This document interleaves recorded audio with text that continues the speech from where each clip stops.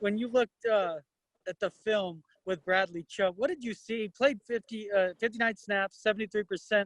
What was your overall impression of his first game back in nearly a calendar year? Yeah, I thought he played really well. And we can't substitute real game speed. So that was his first action, no preseason games. He's really heading on the right course.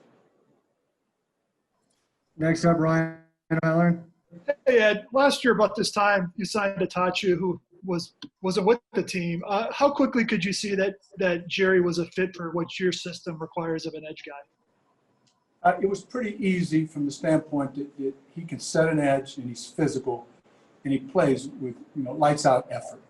So you could do something with a guy like that. He has good length and good power. But we saw it pretty quick, and I thought it was a great find by our personnel department to pick a guy up at that time of the year. Next up, Andrew Mason.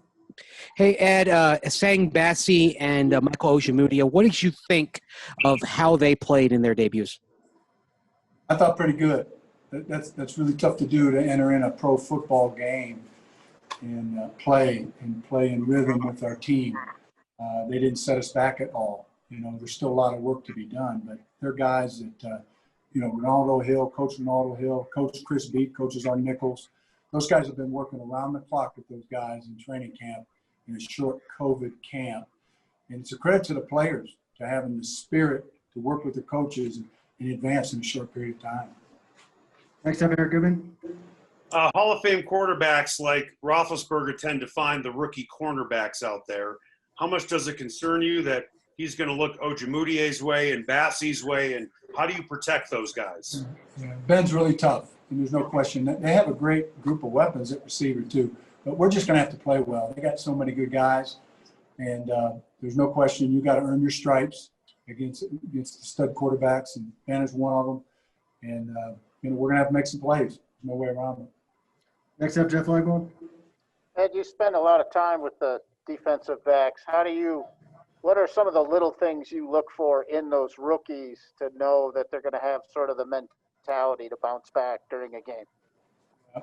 Again, in a COVID year, to have our draft team go out and get two guys that are very mature and guys that can process, that's just so helpful for us. And that's the biggest thing. And then we get them here and they're really into it and digging it.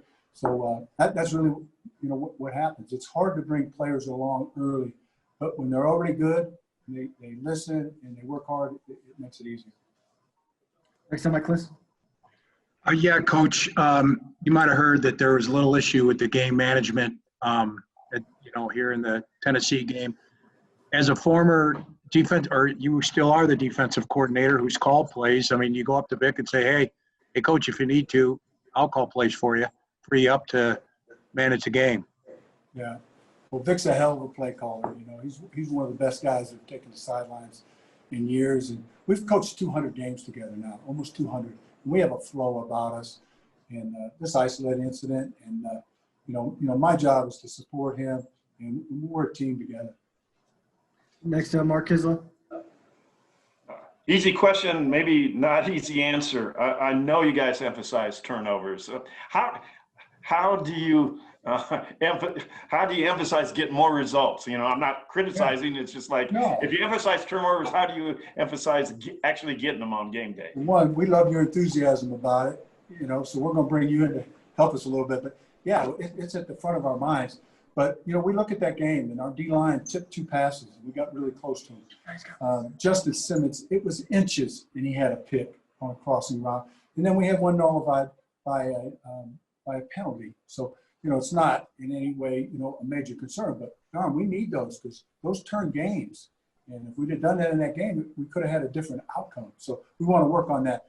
And then when a runner has that many rushes against us, and you can't say enough about how hard our players played in that game and how well they fit the run. And they minimize big plays. But when we get that many people swarming the ball, we got to have the ball. And that's where we'd like to improve. Last two, Kyle Newman and Zach. Kyle, go ahead. All right, obviously there's a lot of excitement internally, externally about the defense this year. What's been your message to the defense after the injuries to AJ and Vaughn to just, keep that excitement up, keep the hype up, and keep the belief up despite losing 2 key starters? Yeah, it made that clear to our team.